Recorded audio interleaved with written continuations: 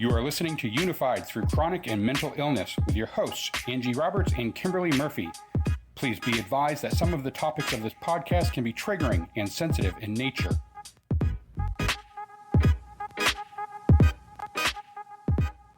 Researchers continue to explore the effects of positive thinking and optimism on health. Health benefits that positive thinking may provide include increased lifespan, lower rates of depression, lower levels of distress, better psychological and physical well-being, better coping skills during hardships and times of stress.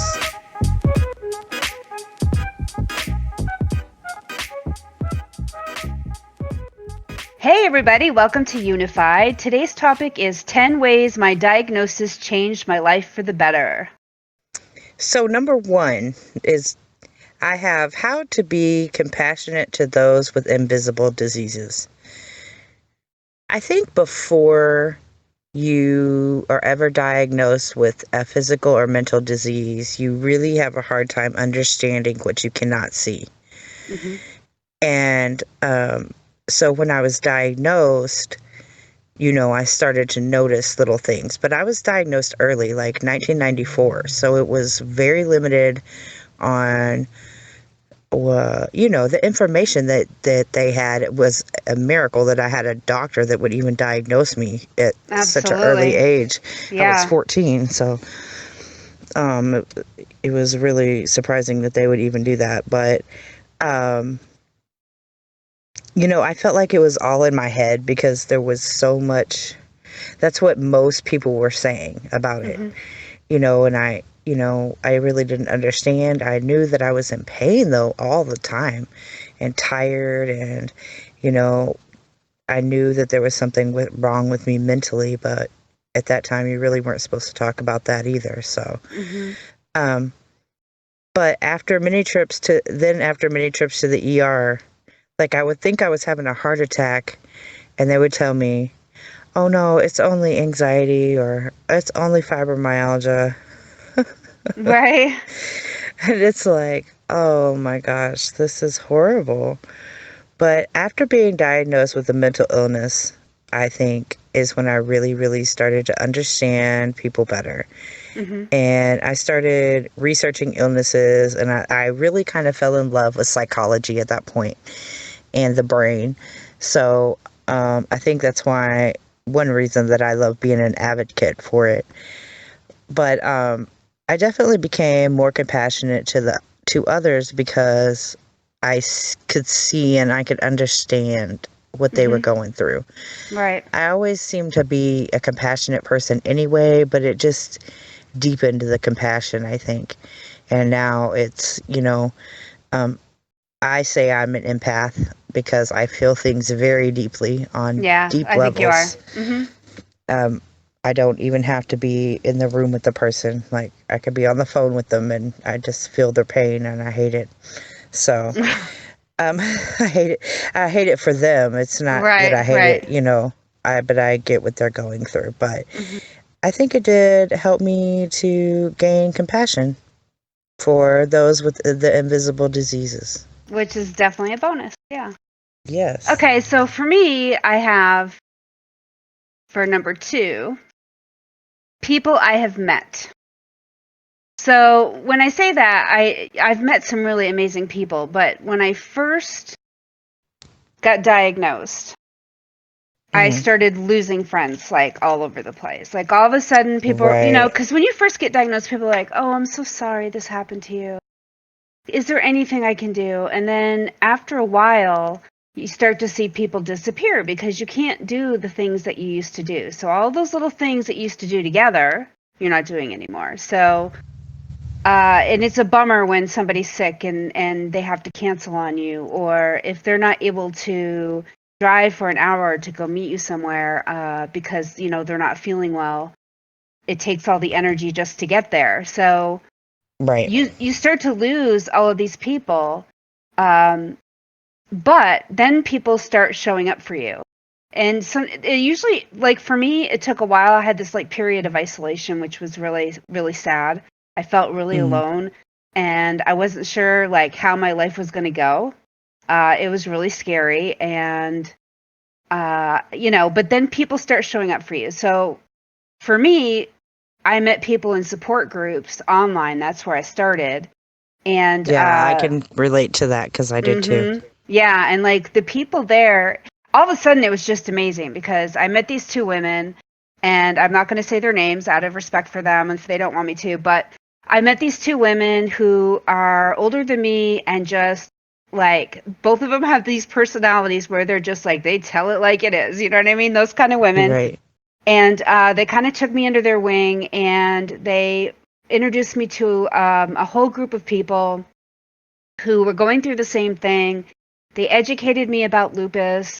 It was just, I feel like you know how they say God puts you with people that you need to know, like at the right time? That's exactly kind of how I felt, you know? Yeah, that was such a blessing. Yeah.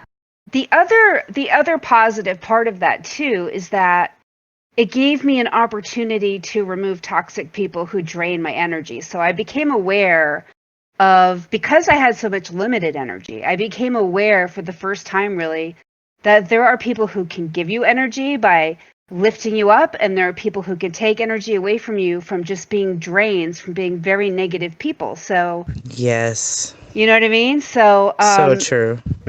so I became more aware of that, and I that was huge for me because I have really been, being an empath myself, I attract really negative energy and negative people. It's just one of those things, like if you're not aware of it, it just happens. You find yourself surrounded by toxic people, and for some reason we're attracted to each other. So it gives you an opportunity to remove those people. And then also, it just made me aware of how important protecting my energy is. Number 3. I learned how to control myself through DBT, or dialectical behavioral therapy. This therapy, it was made by a doctor, Marsha Linehan. She has borderline personality disorder, and she was tired of seeing patients live in hell, she said. So DBT it's helped me recover old friendships because I could admit that I could see my wrongs in what I was doing and how I was being emotional and over emotional, and it also it helped with my communication skills. It helped me learn how to control my temper. I had a horrible temper before, and it taught me my favorite saying now of "it is what it is," because that's just how everything is. It is what it is. There's nothing we can do about it when things happen. It just is what it is. DBT saved my life like several times, I have to say, over and over, and I'm sure it will more times over. It's an amazing therapy, so I really think that if anybody needs a good therapy, it is a good therapy. It helped me learn to stay in the moment and feel what we call the wave of emotion without it taking me over. Instead of, actually feeling the emotion, you just kind of let it pass over you. Instead of, Letting it eat you up. Yeah.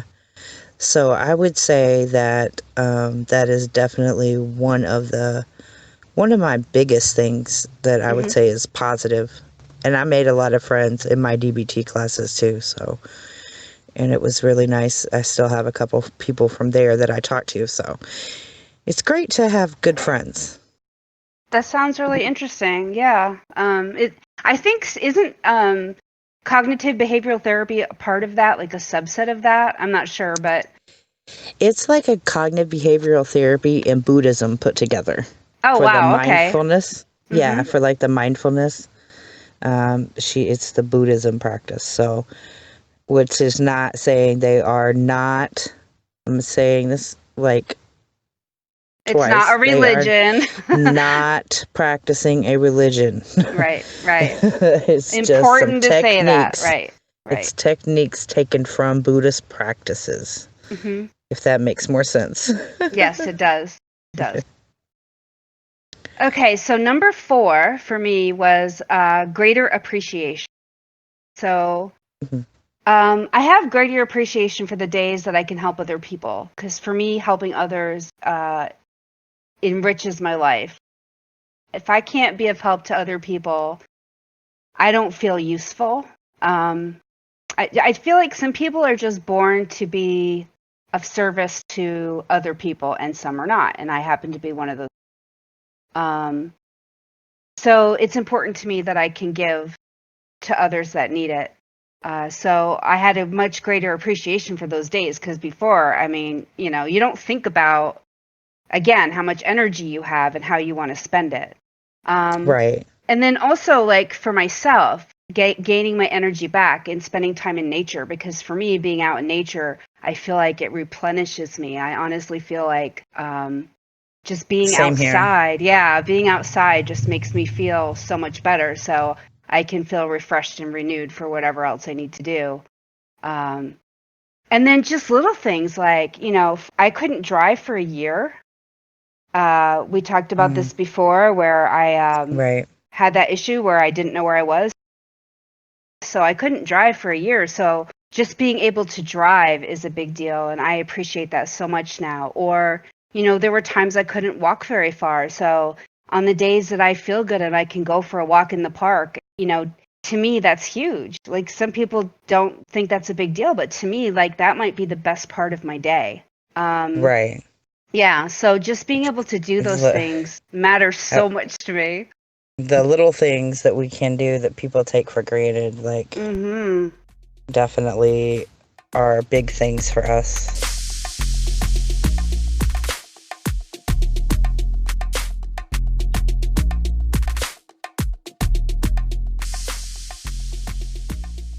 Yeah, number 5 for me was I've made friends like myself. It tends to be normally be internet friendships, but the bond is really strong there because you spend a lot of time talking to these people, and you go through the things that they go through in their life, your ups and downs, and um, I have to say that I belong to a great group of women that is always supportive to me.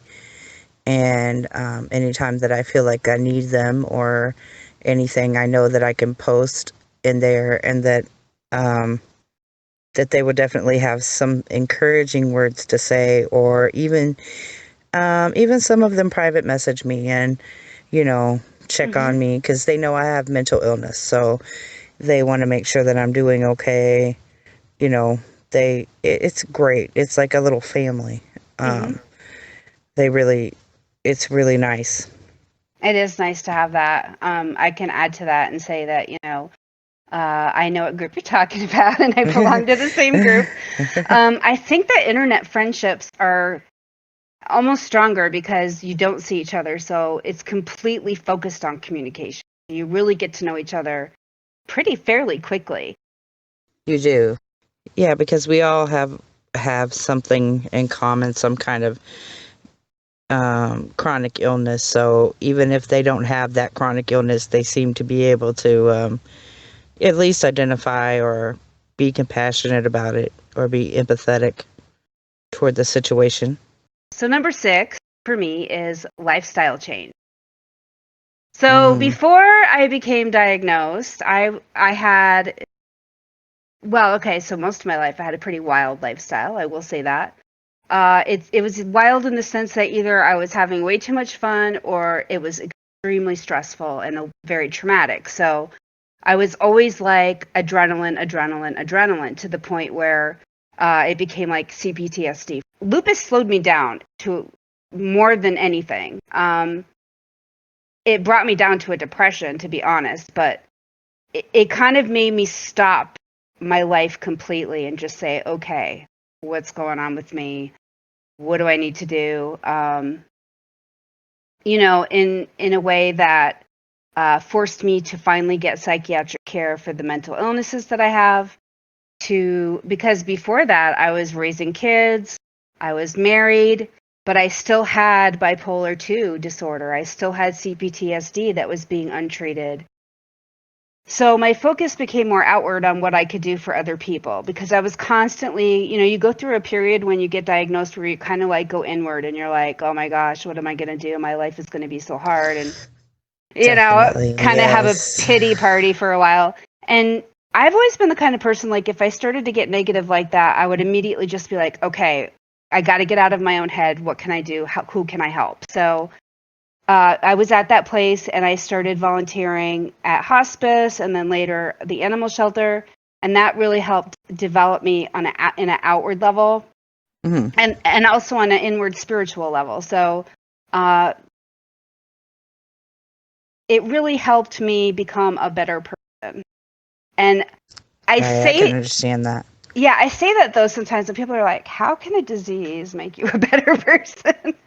But again, it goes back to gratitude and appreciation for your life. So you never know how you're going to feel when you wake up. So you really learn to live in today, and you have to make Right. choices. You have to make choices. So my choice became to try to develop spiritually, and to do that, in order to do that, a large part of that was helping other people that were less fortunate than myself.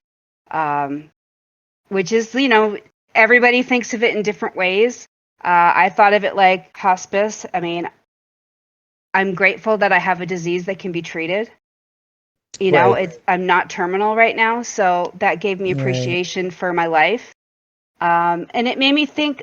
It did make me think about the real possibility that I could die young when I got the diagnosis. So realizing that we're all kind of on borrowed time, we don't know how much time we have, and to So just take true. advantage of it, that really woke me up. It woke me up. I'll just say it that way. But that's good, though. It's a Hmm. good wake-up call. Right. Okay, well, 7 is my big one.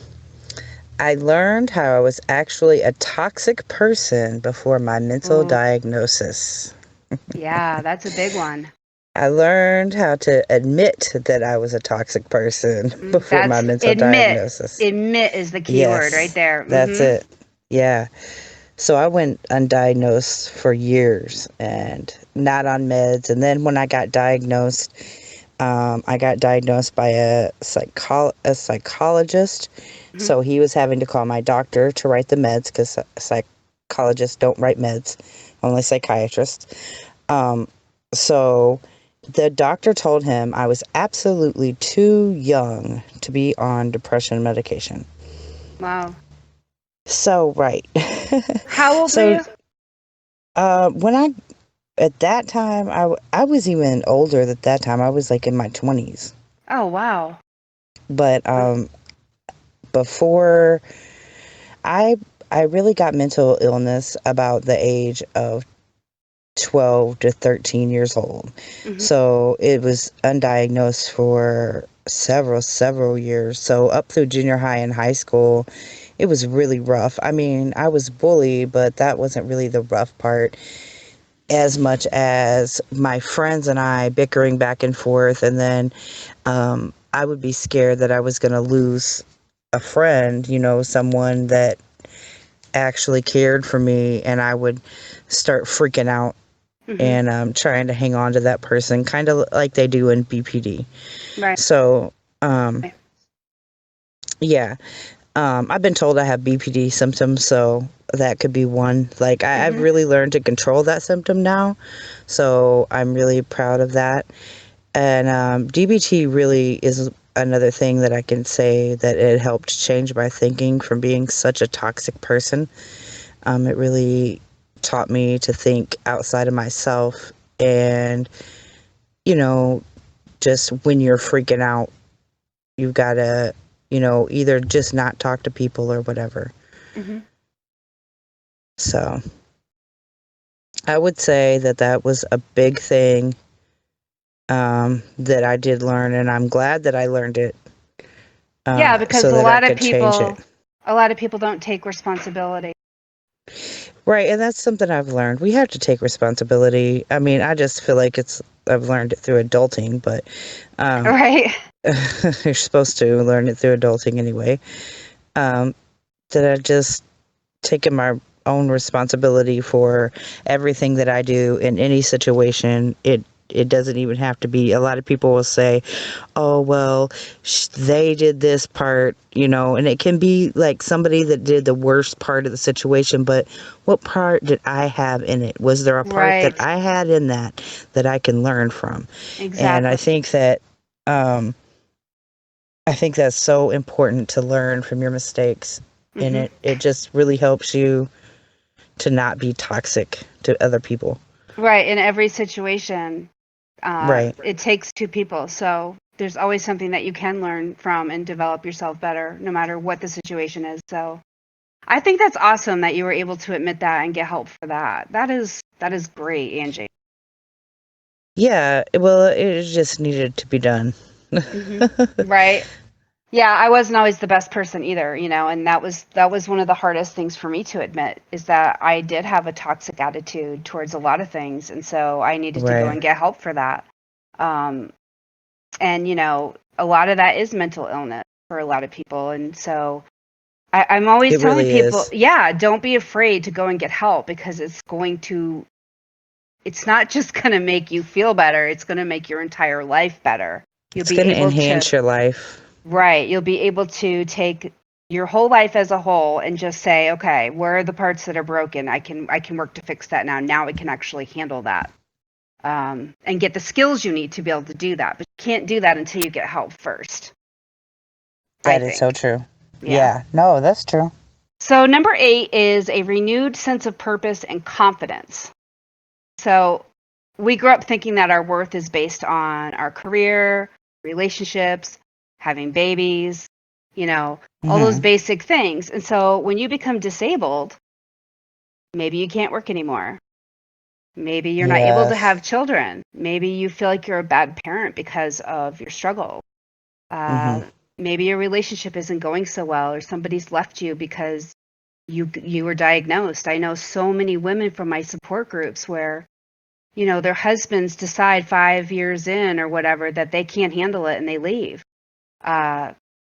Stuff like that. So I was forced myself to kind of rethink what my purpose in life would be and where I would gain my confidence because you take a huge blow to your confidence when your life changes that drastically.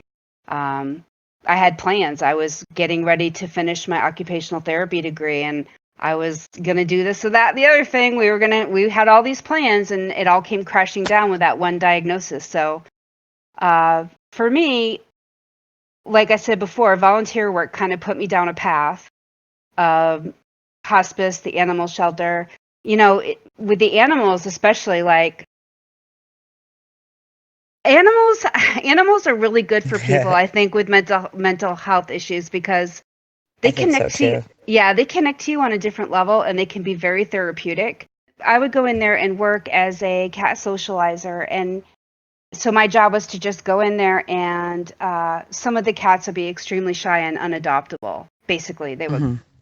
because they'd be hiding in the back. They wouldn't be up front being cute, the one that's going to get adopted. So my job was to go in and spend time with them and try to make them feel more comfortable. And at the same time, they were doing the same thing for me. you know, the more that I visited with them, the more it helped me. So it was like a give and take. Same with hospice. Right. When I was at hospice, I met this wonderful woman who would sit and talk stories with me for hours. And she'd often tell me the same stories, but I never get tired of hearing them. I love the elderly. They have so much to offer us. I It, agree. Yeah, I love it, the elderly.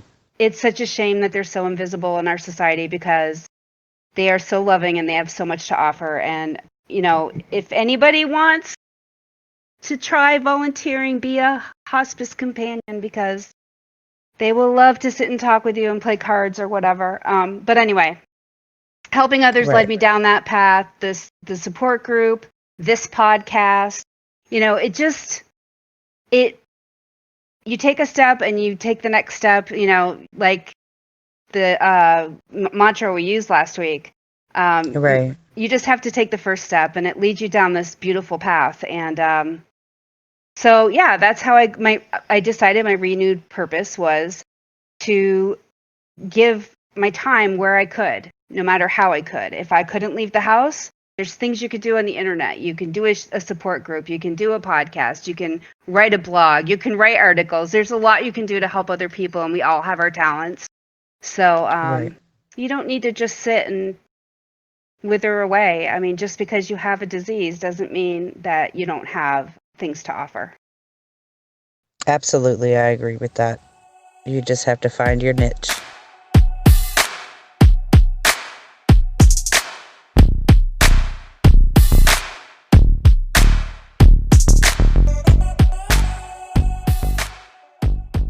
Number 9, that I have limitations, and that's okay. Mm-hmm. So I know that I have limitations. So when I plan for a day of fun, I rest the day before, I plan to rest the day after. I take lots of water, sunscreen, I have my umbrella, I got my medicine, I got I got it all. It's like when women who are have newborns and they pack that like Right. suitcase of a diaper bag.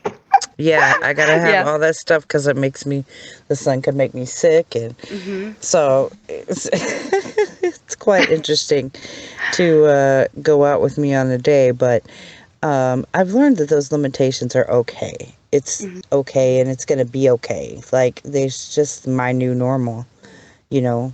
So, so I just have learned to live with those and to make that a positive thing. It's just it. I mean, but when I say that I'm making it a positive thing, I mean, I want you to know that it's because a lot of people have limitations, and they count it as all loss, and it can be okay. You just have to figure out how, Oh, are you kidding me? I mean, how difficult is it, honestly, to right. be okay with your limitations? And to be okay with your limitations, how much peace does that bring to your life? I mean, It does a lot. it's a real gift. It really is. And it sounds easy, and it's so hard to do. Yeah, and another thing that I've learned is I can only stay in stressful situations so long before it starts to really affect me. And that means, if that means having to cut somebody off, or just leaving a conversation or whatever, that means I just have to do that. And that's a mental health thing. I can get really agitated really easy sometimes when I don't feel like I'm being heard. So, and that's normal for everybody. They get agitated, but I get a little over agitated sometimes. Well, And I I want guess to it's good to know cuss your people boundaries, out. So, right? right. And so I want to cuss people out. I want to cuss people out. So limitations and boundaries, they're pretty much, the same thing. I have to put up boundaries for myself, for my mental health. Like, okay, you can't do this. You can't Right. be in these kind of friendships. You will not put up with this kind of thing. You won't. You know what I mean? And I think that's made me a better person. It's made my friendships better, because I get rid of people usually easily, that I don't want to That bring associate that myself negative with it. energy to you, yeah. Right. Yeah, because stress is like, it does more to us. It can It affect, does. yeah, it can really, really affect our physical, chronic illnesses, but mental illness too. I mean, it could just spiral you in a way that's just hard to recover from, like really hard to recover from. Yeah, and I don't need any of that. So. I gotcha. Me too. I don't want any of that. Right. Okay, so number 10. I get number 10. Cool. All right. So this one it's going to sound silly, but this one was actually my favorite. Before I got my diagnosis, I did a lot of active things. Okay, so I was, and we talked about this before a little bit, but I did a lot of fitness stuff, and I did a lot of, hiking, and just a lot of active things. I went to a lot of like rock shows. I went to amusement parks, all that kind of stuff. And so when I got diagnosed, I was kind of sad because I felt like I was going to have to give all of that up, which in reality, yes, I had to. And I didn't know what to replace it with. So I'm here to tell everyone who just got diagnosed, you are going to be in for a huge surprise because it is so awesome to discover new hobbies. It became like this new fun thing. Like, what am I going to discover next? So I started with like little crafts that I would send to my friends. And then I started like, okay, now I want to learn how to paint. So I'd buy the paint stuff, and now I want to learn how to do this or that. So most of my stuff was crafty, gardening, that kind of thing. But I mean, there are so many things out there that you can learn to do. How did crocheting go for you? Yeah. Yeah, you would have to bring that one up. Yeah. So I go in and get all the crocheting stuff, and I can't even do a stitch, the first stitch. I've tried so many times.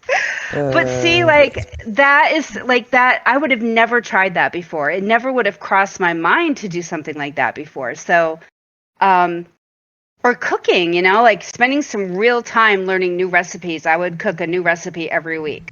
You just have to like decide that you're going to, there's a whole life out there. There's like, and it doesn't have to be out there. It can be right in your house. Like there's so many things that you can try and that you can do. Do you remember the coloring? Do you remember the coloring phase that everybody went through, the stressful coloring?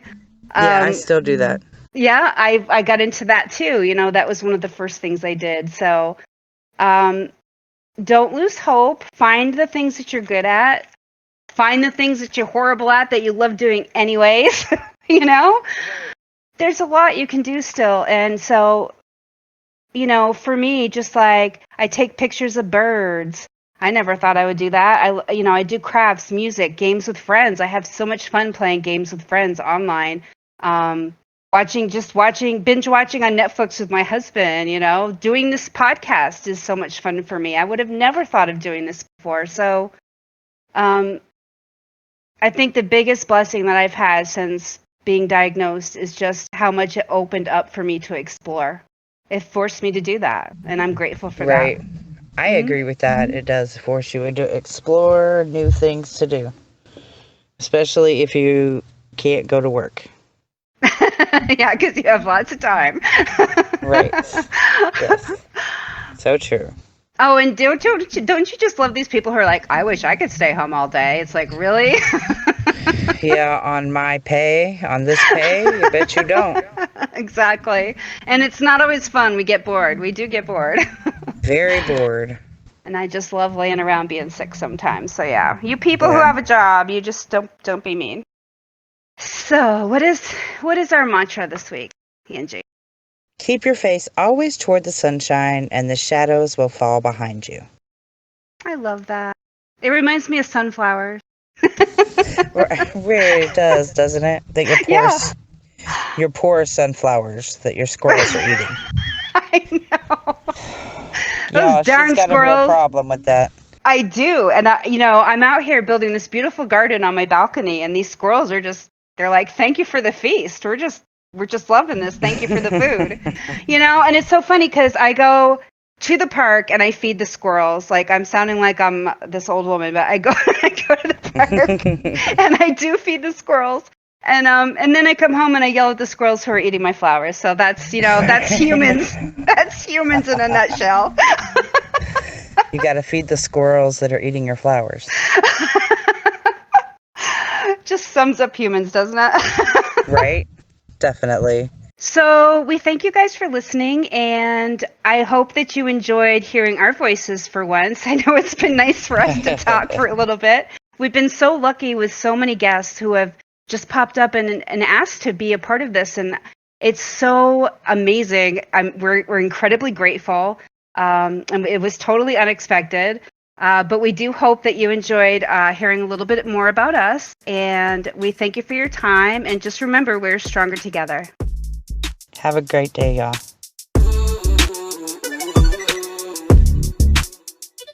Unified through chronic and mental illness can be found at anchor.fm/unified.